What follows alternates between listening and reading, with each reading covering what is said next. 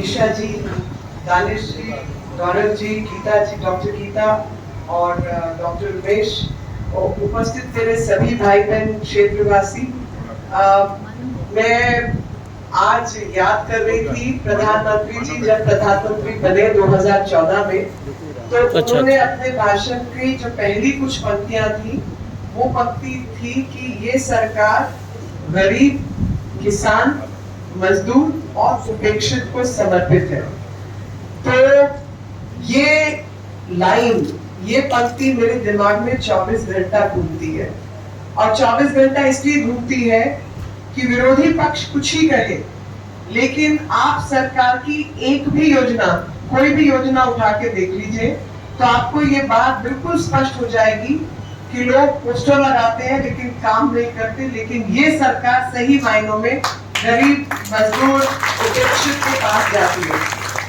और किसी ने कभी सोचा नहीं था कि जो पोषण अभियान, बहुत सारी स्कीम सरकारी चलती है, ICDS, ये वो सब चलती है, लेकिन इस देश में पैदा होने वाले जो बच्चे हैं वो कुपोषित हैं, और उन कुपोषित बच्चों को भोजन चाहिए।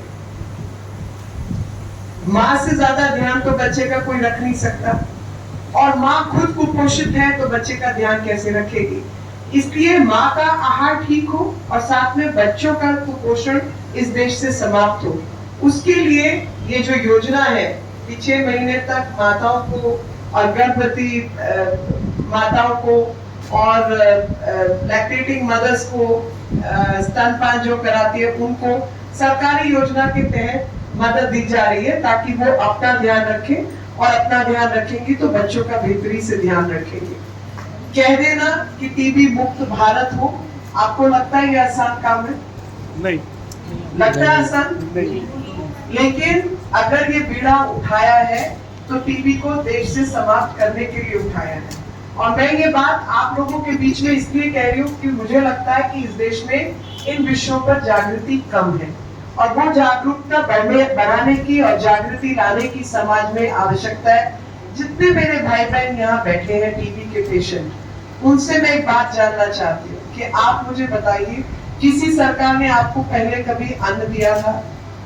किसी सरकार ने पहले आपका ध्यान रखा था?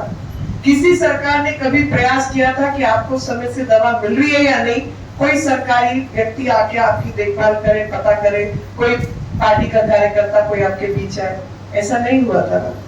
ये योजनाबद्ध तरीके से सीधे तौर पर पूरे भारत में प्रधानमंत्री कार्यालय खुद सुनिश्चित कर रहा है, और खुद सुनिश्चित करके ये देख रहा है कि टीबी अगर किसी को हो जाए तो घर परिवार तो बर्बाद हो जाता है, और उस व्यक्ति का स्वास्थ्य तब तक ठीक नहीं होता जब तक कि उसकी खुराक ठीक ना हो, जब तक उसका भोजन ठीक ना हो, उसके शरीर में शक्ति और क्षमता ना हो बीमारी से लड़ने की।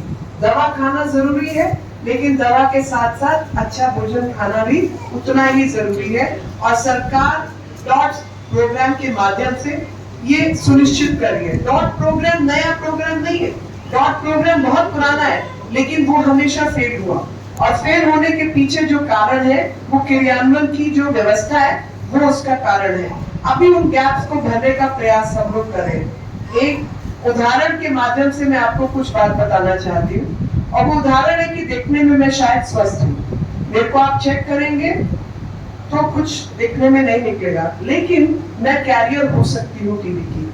ऐसा हो सकता है कि टीबी हम सबके अंदर बैठा हो, सबके अंदर मैं तो मानती हूँ बैठा ही है, और जब हमको डायबिटीज होगी, जब हमारे शरीर की बीमारी से लड़ने की ताकत कम होगी, जब कोई भी कमजोरी शरीर में आएगी, तो वो हमारे भीतर बैठा हुआ जो कीटाणु है, जीवाणु है, वो एकदम जागृत हो जाएगा।